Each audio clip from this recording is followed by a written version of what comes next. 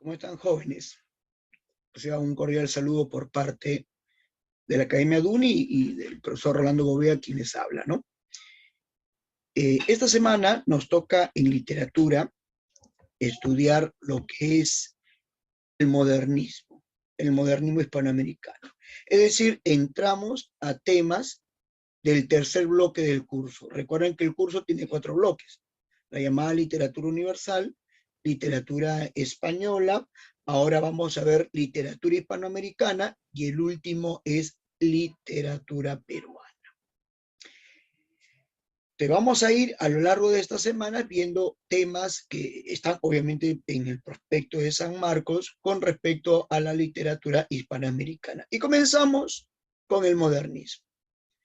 Un autor, el príncipe de las letras castellanas, el padre del modernismo, o también conocido como el poeta de los cisnes, Rubén Darío, y su obra Azul.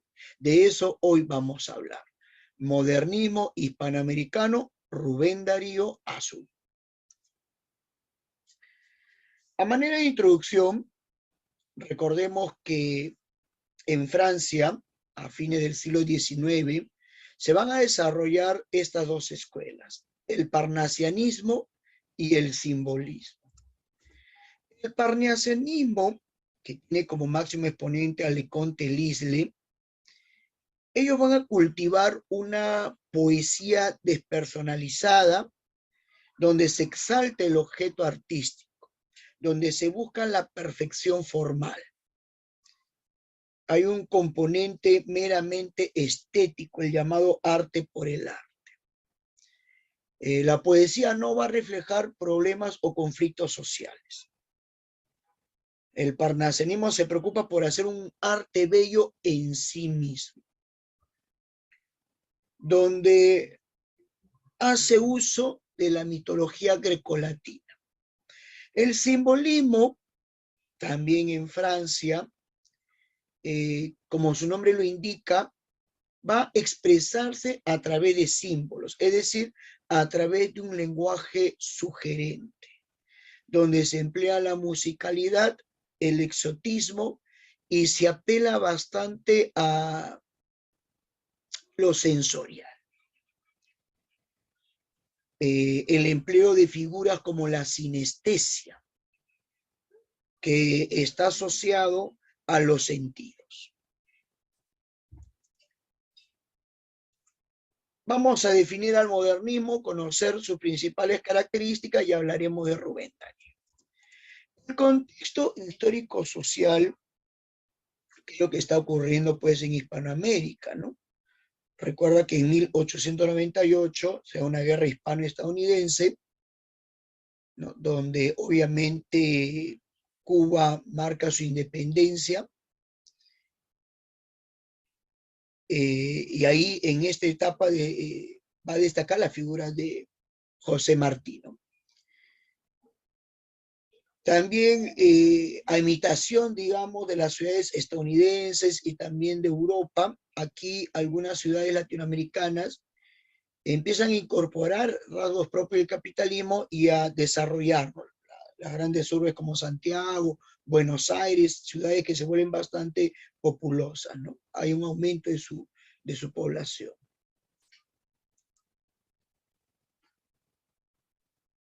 Entonces, hay una etapa en la cual nuestros países buscan modernizarse, imitando obviamente formas foráneas, ¿no? Asimilando estos elementos de la sociedad industrial. Pero vamos a hablar de lo literario. El modernismo. Recordemos que el modernismo es la primera corriente literaria originaria de Hispanoamérica. No es la primera que se desarrolla, es la primera corriente originaria, lo cual supone una situación inversa a lo que normalmente ocurría, ¿no? Que las corrientes literarias venían de Europa, básicamente de España, pero ahora una corriente literaria ha surgido en Hispanoamérica y va a influir en autores de la generación del 98, como Machado o Jiménez.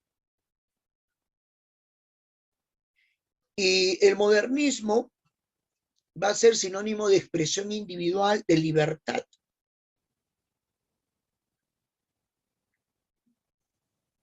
En el arte, ¿no? Una libertad creativa. Características: se inspira en motivos de la realidad y los sensibiliza valiéndose de luz, música y colores. Eso se llama plasticidad. Rubén Darío, por ejemplo,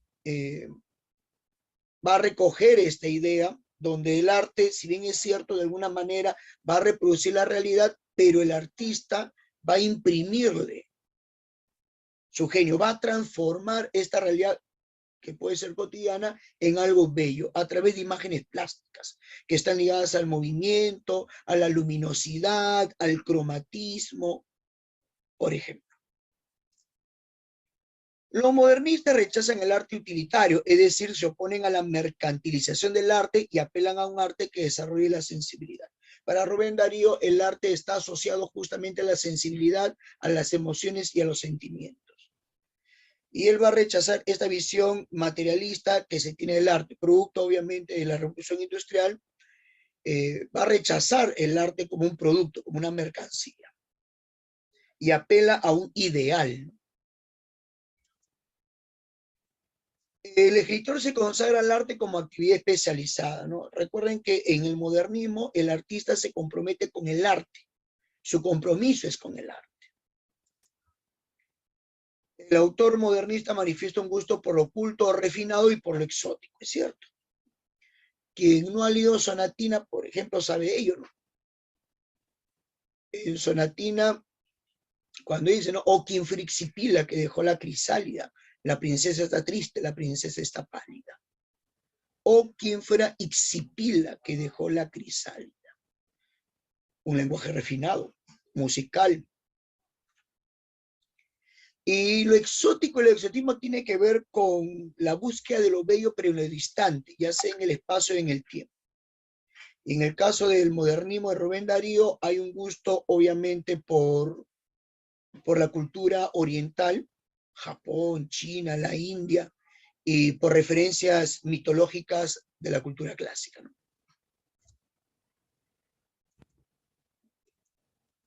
El sincretismo. El modernismo es una corriente sincrética, va a fusionar y va a asimilar elementos del parnasianismo y del simbolismo, justamente lo que hablamos en la introducción. ¿Qué toma el parnasianismo? Ese lenguaje refinado, ese sentido del arte por el arte, hacer un arte bello en sí mismo, el considerar a elementos como la mitología grecolatina, del simbolismo, la musicalidad, el empleo de símbolos, del lenguaje sugerente y el apelar a imágenes sensoriales. En una búsqueda de modernizar nuestra literatura. Una literatura muy influida por España, ¿no? Una influencia hispánica muy marcada. Entonces, acá se empiezan a buscar otro modelo, sobre todo franceses, en un afán de modernizar, de renovar nuestra literatura, nuestra poesía. El cosmopolitismo, que es atender a otras culturas como la europea, sobre todo la francesa y la norteamericana.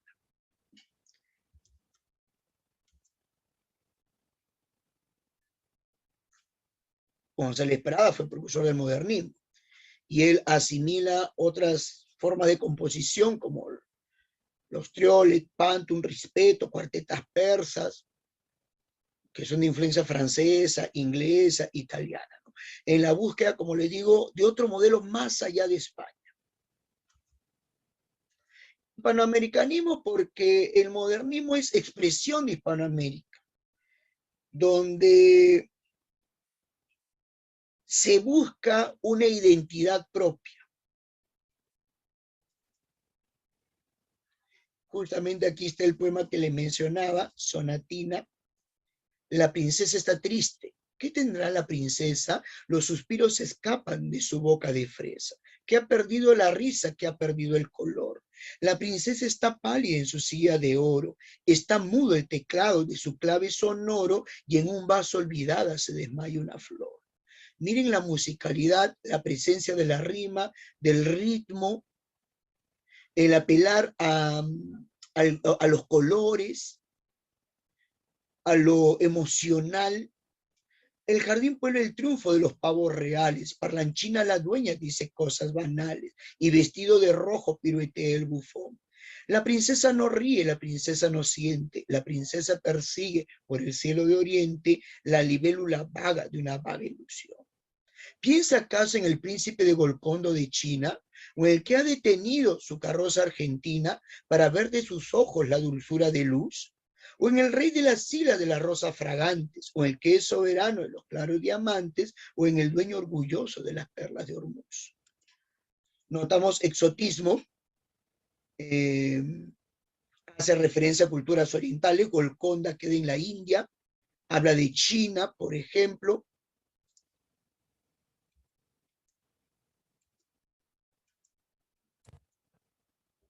Hormuz, que queda en Irán. Esteticismo, lo profano se estiliza,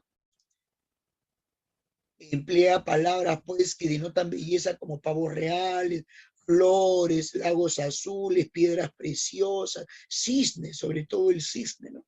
Que va a ser el símbolo de belleza del modernismo. Los precursores son Manuel González Prada y José Martí. Ya los representantes del modernismo, José Enrique Rodó en el ensayo Ariel, uruguayo, Amado Nervo, mexicano, con La amada inmóvil, poesía, Horacio Quiroga en narrativa, con cuentos de amor, de locura y de muerte, y obviamente en el caso peruano, José Sancho Chocano, con Su alma América, donde destaca el famoso poema Blasón. Y Chocano, como nosotros sabemos, tiene una influencia neorromántica, ¿no?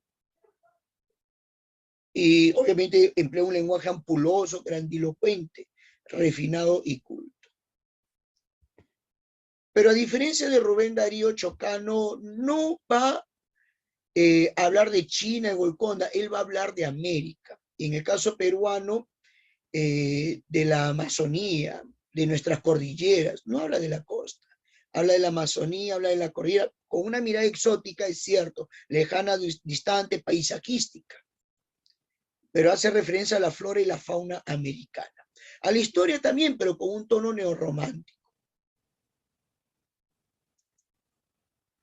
Pero claro, hablar del modernismo es hablar de Rubén Darío, Félix Rubén García Sarmiento, su verdadero nombre, nicaragüense, poeta, narrador, ensayista, periodista, diplomático.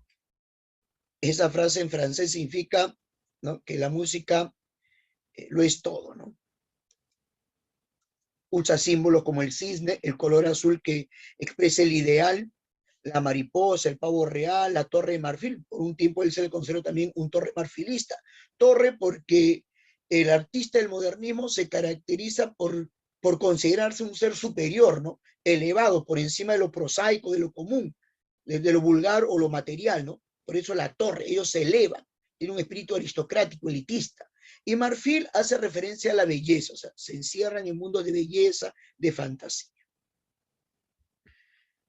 Influye, como te dije al inicio, en algunos escritores del 98 como Machado, apela en lo formal al cromatismo, la sonoridad, el ritmo, el movimiento, ¿no? En los temas lo exótico, lo mitológico, y también su mundo interior. Por ahí, en Azul tiene un cuento de un carácter realista como El Fardo, ¿no? Sus temas también discurren el erotismo, eso lo vamos a ver después en una pregunta, sobre la política, y obviamente él apela a un panamericanismo.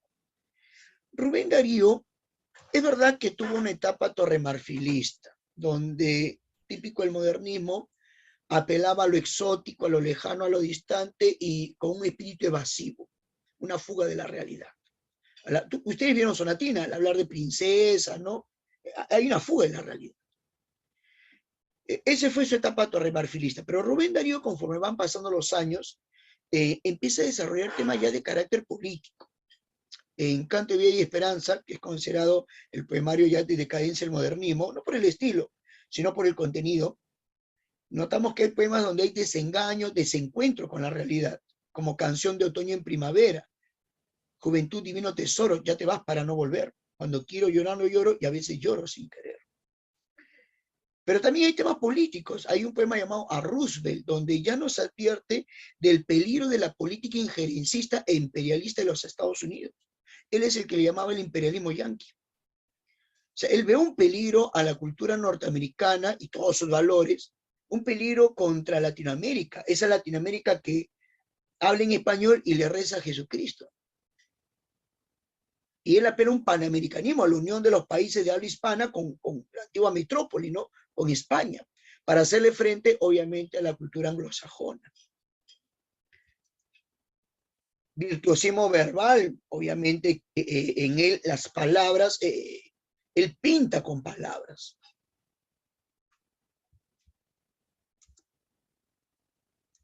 Lo que decía, ¿no? Las obras de inicio son Azul, según la crítica, con Azul se inicia el modernismo, la de apogeo, que son poemas, prosa profanas, de decadencia, también poemas, canto de vida y esperanza. Recuerda que Azul, que está conformado por cuentos y poemas, fue publicado en Chile, Valparaíso, donde Rubén Darío llega y obviamente se relaciona con muchos artistas de marcada influencia francesa, mientras que Prosas Profanas, que es un poemario, fue publicado en Buenos Aires, y Canto y Esperanza ya en Madrid. Hablemos de Azul. 1888 marca el inicio del modernismo.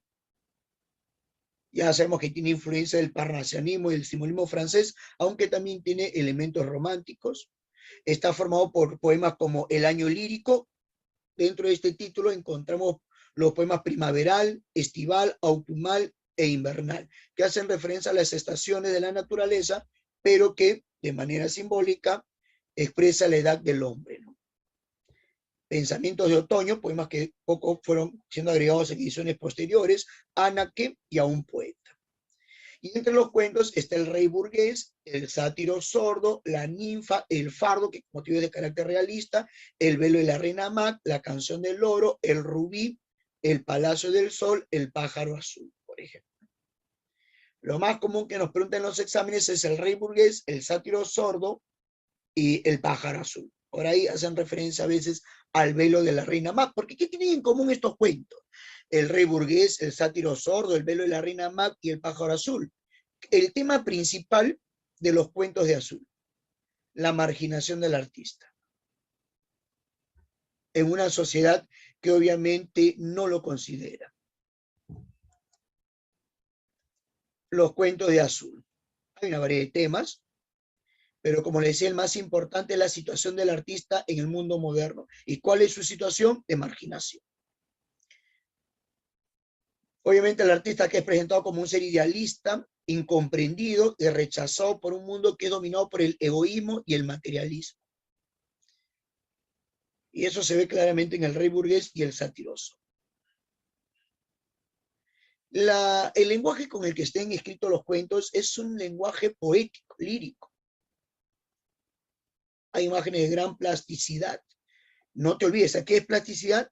Apelar a los colores, a la luminosidad, apelar al movimiento, a lo sensorial, a despertar en nosotros emociones.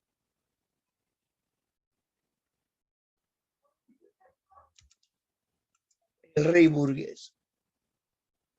Acá hay un pequeño argumento, pero así de manera muy concreta, el rey burgués es la historia de un rey que lo tiene todo, todo lo tiene en cuanto a arte, japonería, chinerías, escultura griega, tiene hermosos jardines, cines, esclavas negras y blancas, está rodeado de filósofos, retóricos, farmacéuticos, etcétera, gramáticos.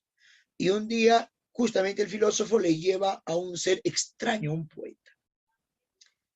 Y el poeta trata de expresarse cuando le preguntan, ¿y tú qué haces? Yo canto, le canto a la naturaleza con un lenguaje bastante lírico, ¿no? Habla, por ejemplo, y acá se ve la plasticidad, como un clavel se va convirtiendo en mariposa. Pero no le entienden. Al final el rey dice, bueno, canta, ¿no? Sí, le dieron un instrumento musical para que se ponga a tocar. Lo pusieron en el jardín, cosa que cuando él pasara, el rey con su séquito, él tocar esa manivela. Música por pan, o sea, tuvo que vender su arte. para poder alimentarse. Pero es olvidado, es un objeto más en el jardín. Llega el invierno, cuidaron a las aves, pero no a él, y al final muere. Obviamente, con mucha amargura. Como dice acá, es una reflexión irónica sobre el rol de los poetas y el consumo cultural de las élites burguesas, que solamente ven en el arte lo externo, pero no tienen realmente una comprensión, según los modernistas, ¿no?, de lo que debería ser el arte. Por lo tanto, los burgueses que se habían hecho ricos durante el siglo XIX se llenan de símbolos de la alta cultura para enmascarar su desconocimiento acerca del arte y la cultura. Como tienen el poder económico, se compraban pues jarrones, traían muestras artísticas de lo más lejano, pero como ves, por una cuestión superficial. El sátiro sordo, la historia de un sátiro que, bueno, está sordo, Apolo lo había castigado, pero al margen de eso tenía todo en el bosque para ser feliz. Nada le faltaba, todos los placeres se le estaba permitido. Tenía a las ninfas, ¿no?, para su deleite. Y un día llega un músico, Orfeo, a pedirle que lo deje quedarse en su bosque. El sátiro no le escucha, ¿no? Y Orfeo empieza a tocar y todo hay un revuelo en la naturaleza.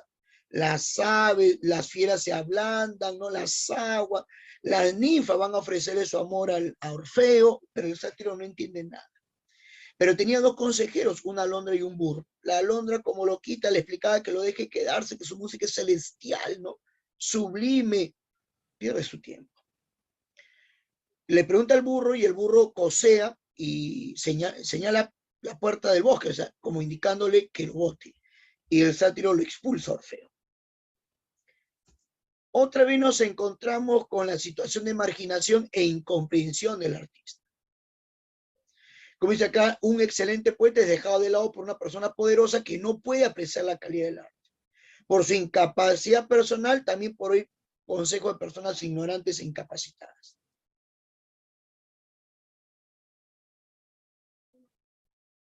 Acá, como se dan cuenta, hay un personaje de apariencia bastante grotesca, que es el sátiro, con pata de cabra, ¿no? Y lujurioso e ignorante, que se contrapone obviamente a Orfeo, ¿no?, que es la belleza, el arte. El pájaro azul también es la historia de un poeta, Garcín, está en Francia, en Café Plombier. Ahí en el Café Plombier hay pintores, poetas, escultores que quieren el laurel, ¿no?, buscan la fama. García era un excelente poeta, su padre, un comerciante de telas, no le daba dinero porque consideraba que lo que su hijo hacía era una pérdida de tiempo. García se enamoró de su vecinita Nini, a quien llevaba flores y madrigales, versos, pero Nini fallece y bueno, él hablaba de que tenía en la cabeza un pájaro azul y que en algún momento iba a abrirle la jaula al pájaro azul. Nadie lo entendía muy bien ello, hasta que un día llegó más contento de lo normal, se despidió de sus amigos, todos pensaban que él volvía con su padre, un viejo comerciante de telas en Normandía, pero la verdad es que Garcín se suicida.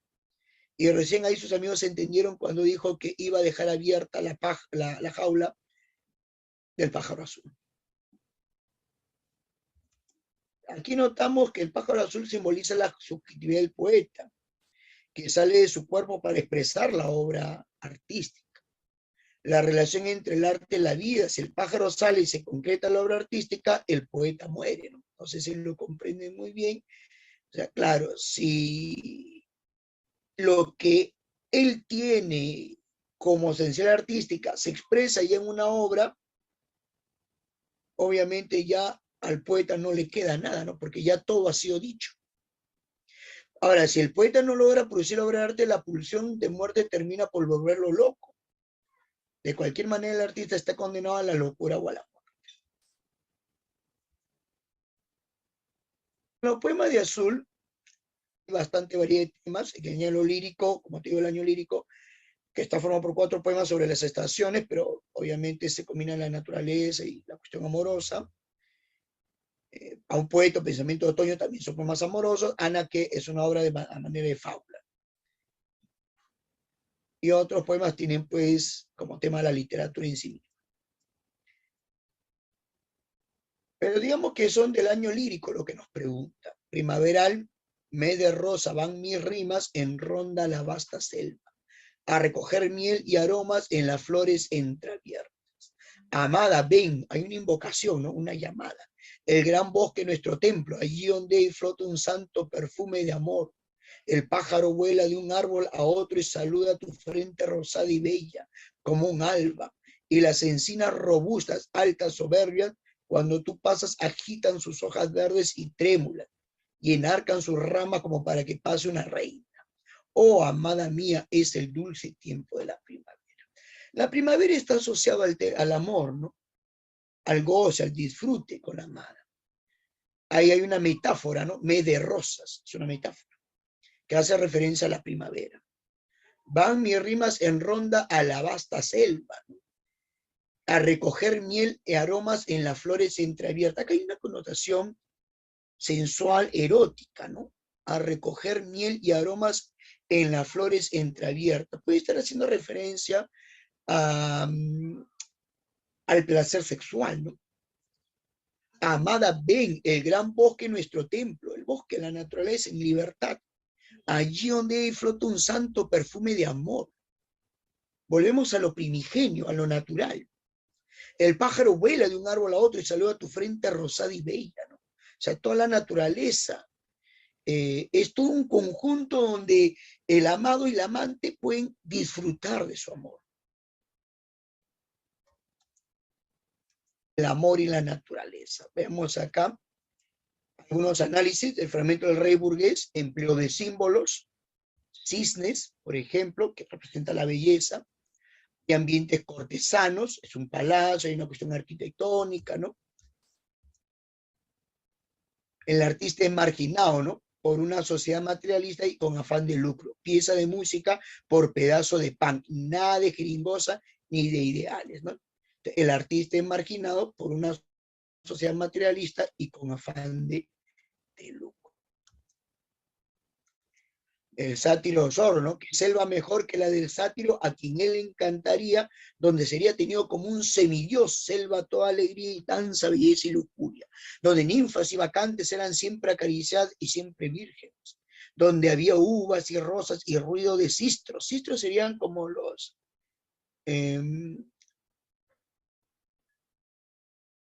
varones, ¿no? Ninfas, pero varones, digamos, ¿no? Y donde el rey Caprípeda bailaba delante de los faunos beodos y haciendo gestos como sileno. El exotismo, porque está haciendo referencia, obviamente, a la mitología grecolatina. Hay erotismo y sensualidad. Claro, el tema de las ninfas y las vacantes está muy ligado a eso, ¿no? Del erotismo. Y de referencia mitológica. Bueno. Faunos, sileno. Primaveral, como habíamos leído un poquito, hay metáforas, mes de rosa que hace referencia a la primavera, el gran bosque, como te digo, es el lugar, ¿no? Donde se va a disfrutar.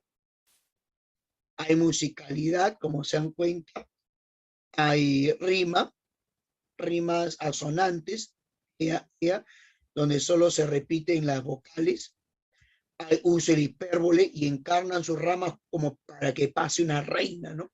Exageración. Y también hay prosopopea y personificación, porque la naturaleza adquiere vida, ¿no? Y hay una relación sentimiento-naturaleza, ¿no? Oh, amada mía, es el dulce tiempo de la primavera.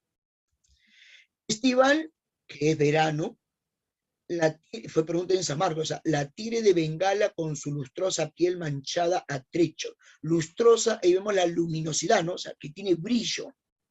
Y muchos habrán visto al tigre, la piel es lustrosa, ¿no? Brillosa, sedosa. Está alegre y gentil, está de gala, salta de los repechos de un ribazo al tupido carrizal de un bambú. Luego a la roca que se yergue a la entrada de su gruta. Allí lanza un rugido, se agita como loca y tensa de placer su piel hirsuta. Notamos plasticidad. Yo le dije, ¿qué es la plasticidad? El apelo a los colores, el apelo a lo sensorial, a la luminosidad, al movimiento, ¿no? Eso es lo que vamos a notar aquí. Una gran carga erótica, por supuesto que sí, porque la tigre de Bengala está en celo. Ana, que soy feliz, feliz porque de dulces ansias llena, calentar mis polluelos es mi orgullo, porque en las selvas vírgenes resuena la música celeste de mi arrullo. Porque no hay una rosa que no me ame, ni pájaro gentil que no me escuche, ni garrido cantor que no me llame. Sí, y dijo entonces un gavilán infame, y con furor se le metió en el buche. Entonces el buen Dios arrugó el ceño y pensó al recordar sus vastos planes y a recorrer sus puntos y sus comas, que cuando creó paloma no debió haber creado gavilán. El poema es una fábula acerca de lo inevitable, ¿no? Que es la muerte y la imposibilidad de una armonía completa con la naturaleza.